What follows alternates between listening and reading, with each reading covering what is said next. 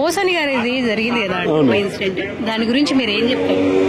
పోసాని మురళి గారిని అరెస్ట్ చేయడం అనేది ఒకటి జరిగింది. దానికి నేను ఏం చెప్తానంటే, గతంలో చేసిన పాపాలు, గతంలో చేసినటువంటి కొన్ని మాటలు ఉన్నాయి. సో వాటికి శిక్ష పడాలి. శిక్ష అంటే ఇలాంటి శిక్ష కాదు, ఎలాంటి అయినా సరే ముందు శిక్ష అయితే పడాలి. ఏమంటున్నా అంటే, పోసాని కృష్ణమురళి గారు గతంలో వైఎస్ఆర్సీపీలో ఉండగా ఆయనకు ఇష్టం వచ్చినట్లు మాట్లాడారు. పవన్ కళ్యాణ్ తన పైన గానీ, తన భార్యల పైన గానీ, తన పిల్లల పైన గానీ, భవిష్యత్తులో అదేంటి మన ఆడబిడ్డల పైన గానీ, సో చాలా రకాల మాటలు మాట్లాడినారు. సో వాటికి ఫలితంగా వాళ్ళు ఏం చేశారంటే, ఇప్పుడు ఉండే ప్రభుత్వము గతంలో తిట్టినటువంటి మాటల వల్ల ఈయనను అరెస్ట్ చేశారు. సో ఇలాంటి చేయకూడదు. ఆయన ఒక్కడే కాదండి, యాక్చువల్లీ మన పోసాని కృష్ణమూర్తి ఒకరే కాదు, చాలా మంది దానిలో తిట్టారు. చాలా మంది తిట్టారు. ఏంది, గత ప్రభుత్వంలో అన్ని బూతుల ప్రభుత్వం అయిపోయినది. సో ఇప్పుడు నేనేమంటున్నా అంటే, బూతులు మానుకోవాలి. ఏ ప్రభుత్వమైనా భూత ప్రపంచం ఉండకూడదు. ఓన్లీ రాజకీయం అనేది తెలుసుకోవాలి.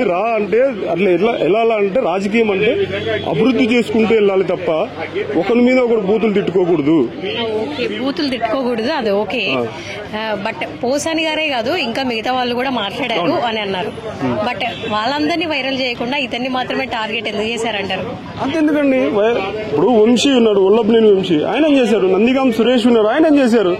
ఇప్పుడు నోటీసులు ఇప్పుడు ఇచ్చినటువంటి మన అనంతపురం జిల్లాలో ఉన్నటువంటి కోరట్ల మాధవ్ కూడా నోటీసులు ఇచ్చి ఆయన కూడా వైరల్ చేశారు. వైరల్ చేసినంత మాత్రం ఫేమస్ గా తొక్కగా తోటకూరు కాదండి. అతను గతంలో చేసినటువంటి తప్పులకు ఇప్పుడు శిక్ష అనుభవించాల్సిందే. సో ఎవరైనా కానీ, ఇప్పుడు గత ప్రభుత్వం వాళ్ళపైన, ఇప్పుడు గత ప్రభుత్వం కూడా చంద్రబాబు పైన, తర్వాత చంద్రబాబు నాయుడు పైన గానీ, లోకేష్ పైన గానీ, ఇంకా టీడీపీ ఆఫీసుల పైన గానీ నానాక రచ్చ రంబోలో చేశారు. వాటిని దాడి చేయడం ఇవన్నీ. సో ఇవన్నీ ఎక్కడికి పోతాయి? పాపాలు చేసిన పాపాలకు శిక్ష అనుభవించాలి, తప్పదు. నెక్స్ట్ ఈయనకి ఎలాంటి శిక్ష వేస్తే మంచిగా ఉంటుంది అంటారు? ఎవరికి? ఇప్పుడు ఆల్రెడీ 14 కేసులు నడుస్తున్నాయండి. ఒక కేసు కాదు, 2 కేసులు కాదు. పోసాని కృష్ణమురళి పైన 14 కేసులు నడుస్తున్నాయి. ఒక జిల్లా కాదండి, దాదాపు 4-5 జిల్లాల నుంచి కేసులు వచ్చాయి ఆయన పైన. ఏ శిక్ష ఇస్తారో తెలియదు. కానీ శిక్ష పడాలని నేనేమో మనస్ఫూర్తిగా కోరకట్లేదు. ఆయనకు తగ్గట్టు అంతకుముందు గతంలో చేసినటువంటి తప్పులు దానికి తగ్గట్టు శిక్ష అనుభవించాలి. అంతేగాని శిక్షలు వేయాలా, ఉరి శిక్షలు వేయాలి, హ్యాంగర్ చేయాలని చెప్పట్లేదు. అప్పుడు యాక్షన్ తీసుకోకుండా ఇప్పుడు ఎందుకు యాక్షన్ తీసుకుంటున్నారు? అప్పుడు యాక్షన్ వాళ్ళ ప్రభుత్వం కదండి. ఇప్పుడు నా బైక్ నాకున్నప్పుడు, నా బైక్ లో నేను వెళ్తున్నప్పుడు నా ఇష్టం వచ్చినట్టు డ్రైవ్ చేసుకుంటూ వెళ్తాను.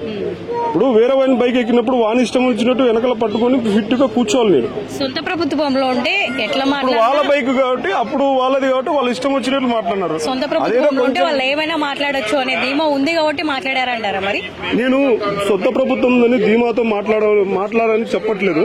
కానీ ఏ ప్రభుత్వం వచ్చినా కార్యకర్త గాని, ఆ ప్రభుత్వంలో ఉన్నటువంటి ఎమ్మెల్యే గాని, ఎంపీ గాని, ఆఖరికి మినిస్టర్ అయినా, ఆఖరికి సీఎం, డిప్యూటీ సీఎం గాని, డిప్యూటీ సీఎం కింద పనిచేసే పిఏ గాని, సీఎం చంద్రబాబు కింద పనిచేసే పిఏ గాని వాళ్ళ ఇష్టం వచ్చినట్లు మాట్లాడకూడదు. తప్పంటే తప్పు, ఒప్పంటే ఒప్పు. ఏ ప్రభుత్వమైనా సరే తప్పంటే తప్పే, వాళ్ళని కంట్రోల్ చేయాలి. ఇప్పుడు ఎందుకండి, జనసేనలో ఉన్నట్టు కొందరు తప్పులు చేస్తే ఇమ్మీడియట్ గా తీసేస్తున్నారు. ఎక్కువ మాట్లాడితే ఏం చేస్తున్నారు? పక్క పోరా బాబు మా పార్టీ నుంచి అంటున్నారు. అట్లా తీసేసింటే బాగుంది జగన్మోహన్ రెడ్డి గారు. అప్పుడు తీసేయకని ఇప్పుడు శిక్షలు అనుభవిస్తున్నారు. అప్పుడు ఆయన కంట్రోల్ చేయకపోవడం వల్లనే ఇప్పుడు వాళ్ళ దెబ్బతింటున్నారు.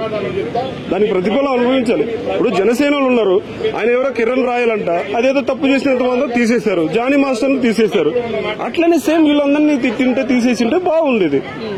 అడ్డగోళమైన మాటలు మాట్లాడిన తర్వాత ఇప్పుడు రామకృష్ణ అంటే ఎవరు పెడతారండి? ఎవరు పట్టుకుంటారండి? ఎవరు కాపాడతారండి? ఇప్పుడు ఆయన ఫోన్ చేసేంత వరకే, ఆయన కూడా అధికారం లేదు. ఇప్పుడు వాళ్ళ భార్యకు పోసాని కృష్ణమురళి భార్యకు జగన్మోహన్ రెడ్డి గారు ఫోన్ చేశారు, అంతవరకే. ఏం చేస్తాడు? వచ్చి తీసుకొచ్చి ఇంట్లో కూర్చోబెట్టగలడా? శిక్ష తప్పదు అని చెప్తాడు. చివరికి చట్టం తన పని తాను చేసుకుపోవాలని నేను చెప్తున్నాను.